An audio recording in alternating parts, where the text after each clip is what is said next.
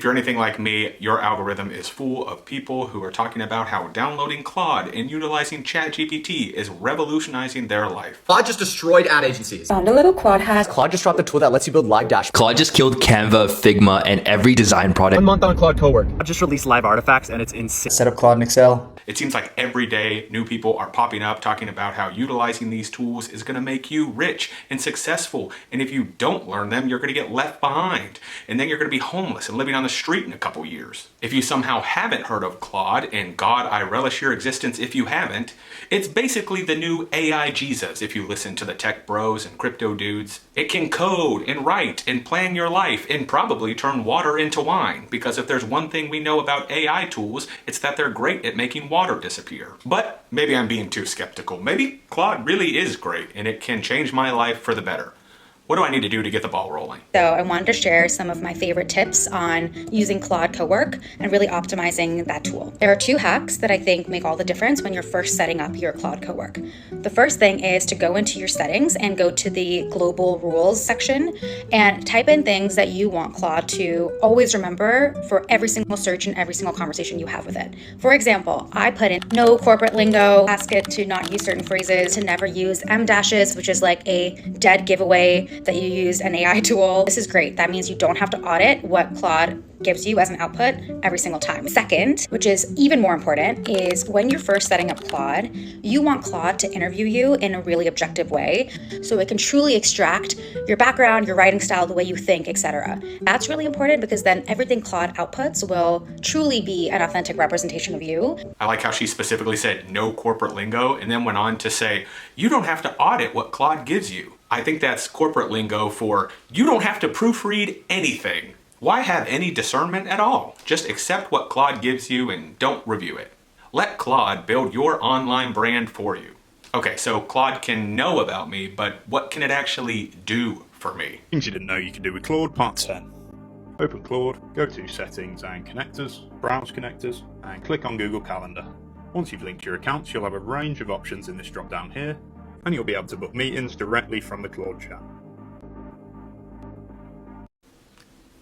Is this saving time? Maybe I'm misunderstanding, but wasn't this guy just like, Claude can add things to your calendar for you if you type in all the details into Claude? Can't you just type in all the details into your calendar?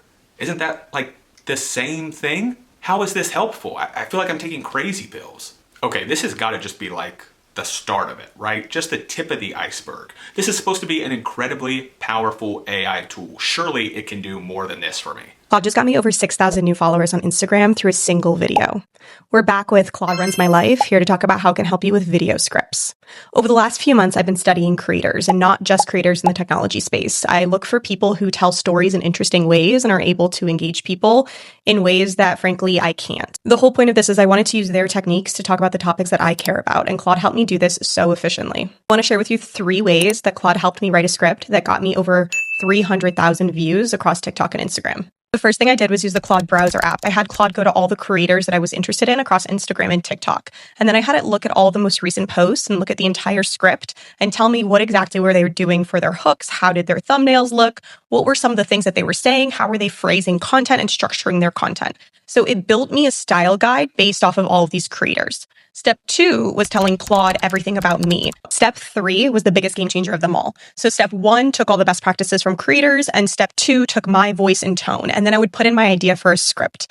Claude would create that script, but I wasn't done there. I would ask Claude to rewrite the script 10 times with the ideal person visiting my profile in mind. So what it would do is it would rewrite the script and show me that script again and again, 10 times, optimizing each piece of content for the person I was relaying the content to so they would best absorb the content. Okay, so to recap, I can have Claude steal other people's content, have it digitally reproduce my personality based on what I tell it about myself, and then have it attempt to write a script in my voice that I can then post online. This creator is sitting there patting herself on the back, talking about all these views and engagement she got, when all she did was have a robot steal a bunch of other people's content so it could mash it up and then she could regurgitate it into something totally uninteresting on the internet. She said herself she didn't even write the script. She just told Claude about herself and then Claude wrote the script. The words coming out of her mouth are not her own. To be clear, this is not this creator telling me about Claude. This is Claude attempting to sound like this creator telling me about itself. She's just reading a script that was handed to her by AI. And for what? To gain more followers on Instagram? Cool. Super interesting use of technology that's boiling the ocean. This is actually a super common pattern amongst Claude videos if you check them out, which I don't really recommend. But everyone's talking about how you can use it to plan your content and grow your following. And I'll be honest, the last thing I want to see when I'm scrolling through short form content is just a creator sitting there reading a script that was handed to them by AI. There are actually people who are doing and sharing interesting things online, but this AI slop definitely isn't it. There's so many videos talking about how Claude is revolutionizing people's lives, but very few of them are able to point to something actually interesting and creative that they've done with it. Mainly because people who are truly creative don't really need an AI assistant to tell them how to make things. At this point, I'm convinced that Claude is like the AI equivalent of those stupid monkey digital pictures that Jimmy Fallon and Paris Hilton were trying to convince us were cool a few years ago, but now they're totally worthless. To me, it really feels like Claude is the new MLM of online spaces. You know, these multi-level marketing companies convinced people that they could be their own boss and work their own schedule if they just signed up to sell leggings or essential oils. Except the promise is pretty hollow because we know that 99% of the people who sign on with these companies don't actually make a profit at all. In the same way, these AI companies are trying to convince us that utilizing Claude and ChatGPT are going to revolutionize our lives in a way we never thought possible. You'll be faster, smarter, hotter, stronger if you just let ChatGPT make your decisions for you. And unfortunately, there are people falling for this marketing. I used to look like this.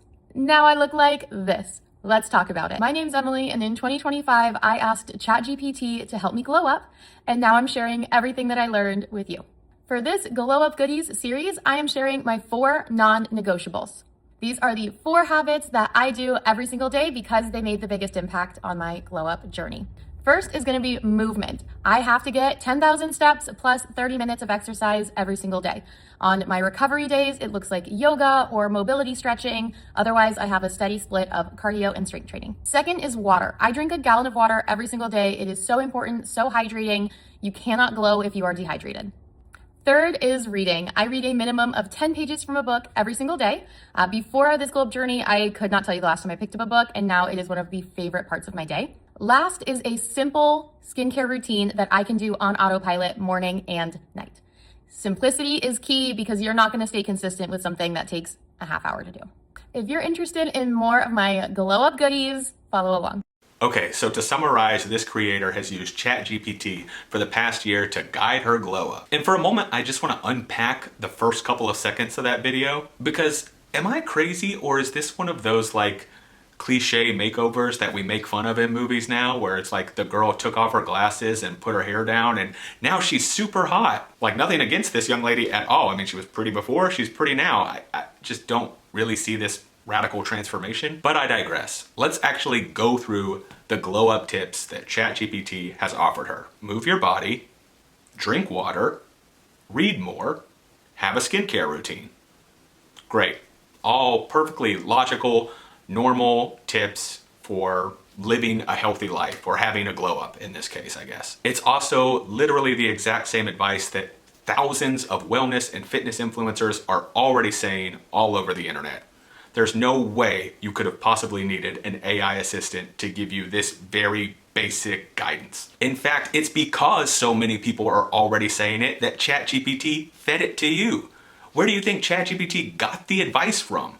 It just scraped all the content that's already on the internet and served it to you on a plate. This is what's so frustrating about people utilizing ChatGPT for stuff like this, is that they are just fully turning off their brain. Like anything that requires the simplest amount of thought, they have delegated to AI. Anything that requires just a fraction of introspection is now the job of an app on my phone. But this criticism is actually not new to this creator. In fact, other people have apparently been saying it on her videos because she actually addressed it in a later video. Let's cozy coffee chat while we talk about some of the hate comments I've been getting since I shared my ChatGPT guided glow up.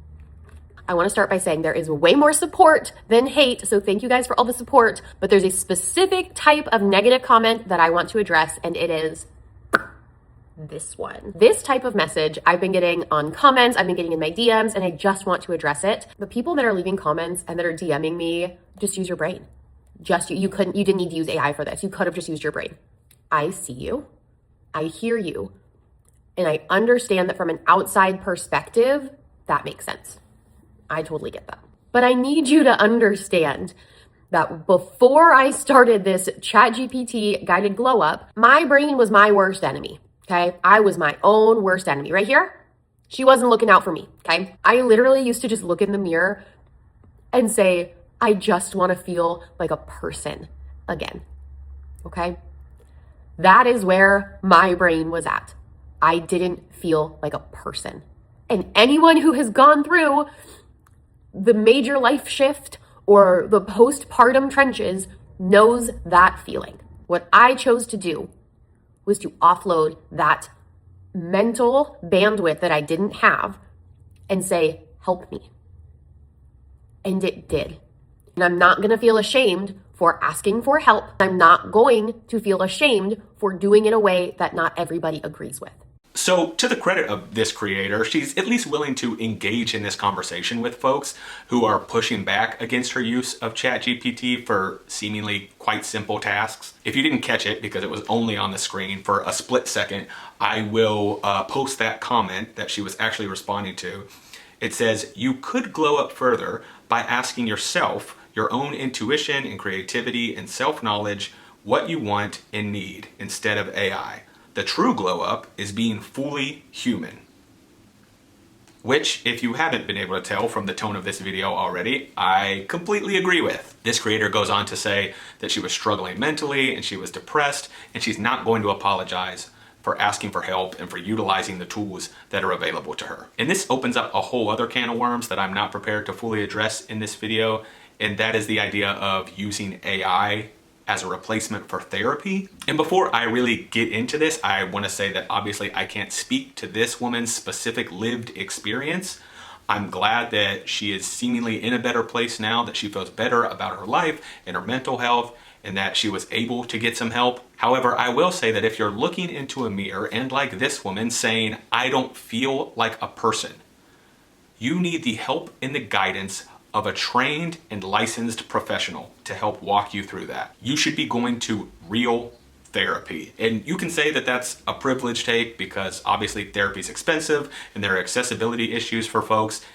And okay, fair enough. However, I hope we can agree that pouring your issues onto an AI chatbot is not the answer either. I fully believe that is a dangerous piece of advice to be promoting on the internet. At a certain point, if you don't feel like a person, ChatGPT telling you to drink water and pick up a book is not going to be helpful. Maybe this is a hot take, but I feel like this is the equivalent of telling men who are struggling with loneliness to look to like red pill toxic masculinity influencers for guidance. Maybe that's a little more unhealthy, but I don't think it's a lot worse than turning to AI. To circle back to this idea that AI is like the new MLM, it really feels like most people are only utilizing Claude and ChatGPT in an attempt to grow their audience. Every video where people are talking about Claude and AI ends with the creator telling you to follow along for more tips or to comment a certain word so they can send you their guide. In the same way that in an MLM, the real money doesn't come from like selling the actual products, but instead recruiting a team of people beneath you. With this AI stuff, it feels like most of the money isn't in like utilizing and using the product.